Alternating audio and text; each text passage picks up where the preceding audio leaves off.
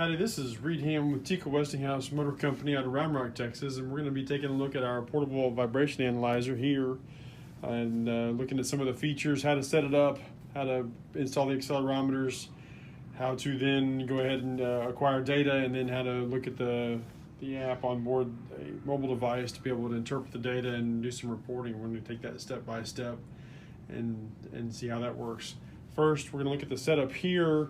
It comes with two accelerometers, one for each end of the motor. You'll see here they're mounted to the top. Normally on NEMA mounting, you'd want them on the bearing housings in the correct orientation, but on this particular motor, the end housings are aluminum, so these magnets won't stick.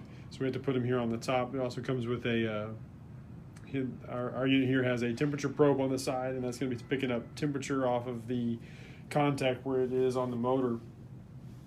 It is a USB plug for all of the sensors out there. This one I have plugged into a battery, but it also comes with an adapter for the unit to plug into the wall, or out in a facility somewhere. You can have a battery backup that you can carry with you. It's quite portable. So the setup here is this is a motor. We've installed a balance weight or an imbalance weight here on the shaft extension, so it's going to give us some vibration.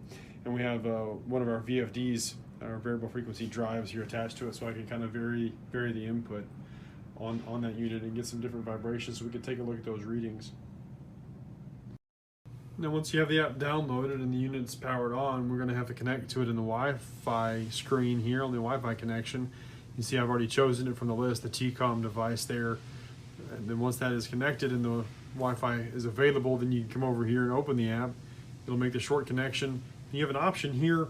Most of the time, of course, we're set up to monitor motors because that's what we manufacture, but in case you have another unit there, gearbox, pump, compressor, you have an others option that you want to analyze.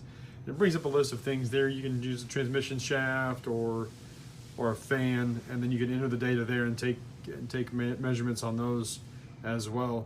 But we're going to be set up here for motors, so we'll go in here to the motor. You can see from the list here, your device name, number, your measurement points, power, voltage, current, poles. We can go down the list, your drive mode, variable frequency drive, your loaded condition, is it loaded, unloaded, what kind of foundation it's on. So all that data is entered, and then you're able to take the measurements. Okay, so I've entered some data here. You can see the nameplate information here, up and down. You select the installation, foundation, elastically mounted, originally mounted. That'll change your vibration limits or alarm limits. Input frequency, because it's a variable frequency drive. Go ahead and hit next. It gives us a couple of options. We can do real-time measurements or the analysis. We'll go ahead and do the real-time measurement first.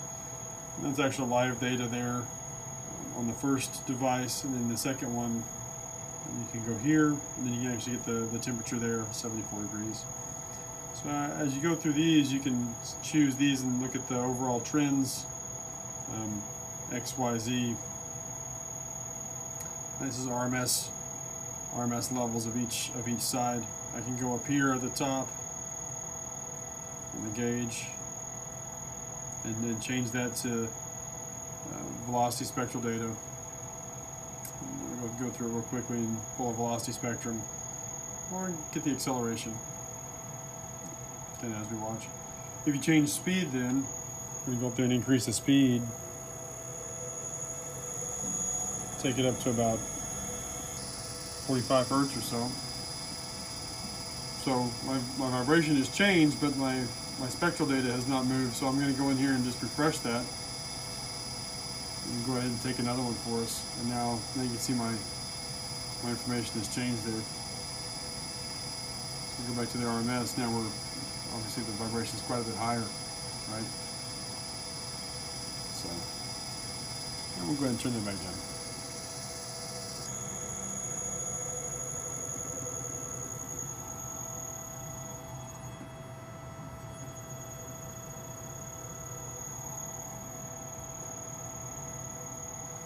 So that's kind of the real-time analysis. And you go back and you can do the measurement and go through the full setup, take an RMS, FFTs. You chart that analysis. It takes it a second, and it'll go through. It'll pull the RMS values. It'll pull the spectral analysis off there too. Measurement's complete. That's the first point, so now it's going to go to the second point. Pull that data as well. See, it just takes a second to pull that through. Measurement complete. So now it gives us just kind of an overview, and then it'll give us a opportunity to take a look at the diagnosis. It tells us the RMS is normal, so everything's good to go. If instead that we go back and we take that measurement and that vibration is a little high,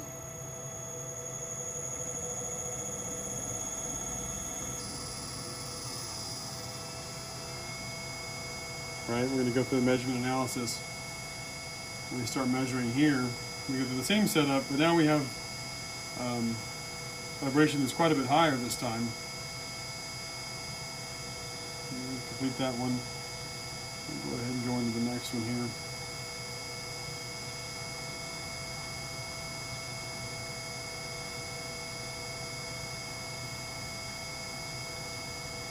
Now it's telling us our RMS is abnormal, so we're going to go in here and we're going to go into our diagnosis. It's just in case you're not that familiar with vibration analysis. It'll give you some things to check for. You go through one at a time, and it tells you down here at the bottom what to look for in the kurtosis. Does it look like bearing defects? We're going to say no. And now we're going to say check for imbalance. Large vibration at 1x turning frequency. Say that's a potential yes. Check misalignment. It gives us some information there. We're going to say no. Check for soft fit there. We're going to say no. And then check for loose parts. We're also going to say no. So now we have a potential defect there identified. It tells us what the defects in the treatments to do. Now we want to measure the temperature. I'm going to say yes. It gives us a standard limit that we can adjust. So I'm just going to go ahead and run it through. It grabs the temperature reading for us.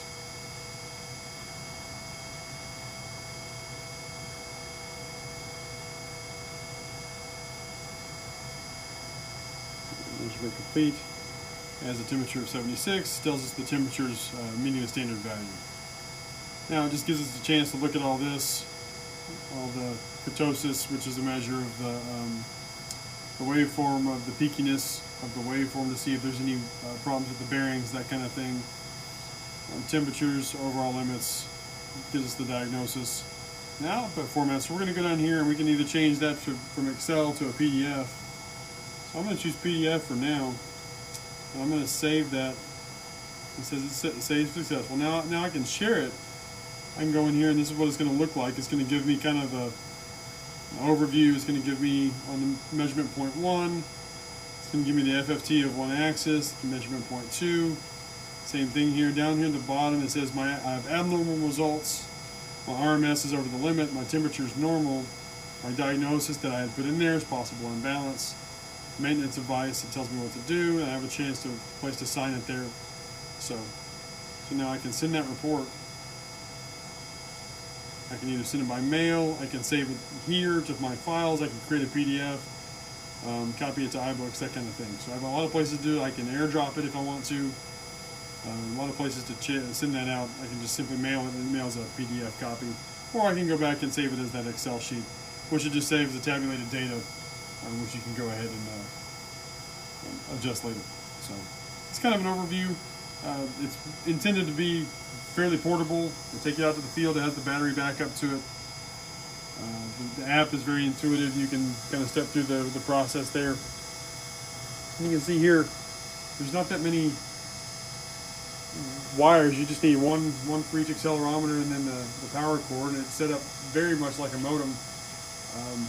If you wanted to do a semi-stationary mount, it also comes with a DIN rail mount. You can see it is magnetic. It will stick to a magnetic surface. On the back side there, it has the DIN rail mounts. So that way you can mount it to a box or whatever if you wanted to mount it to do kind of a continuous monitor on a piece of equipment that was giving you some trouble. You can see over here on the motor itself,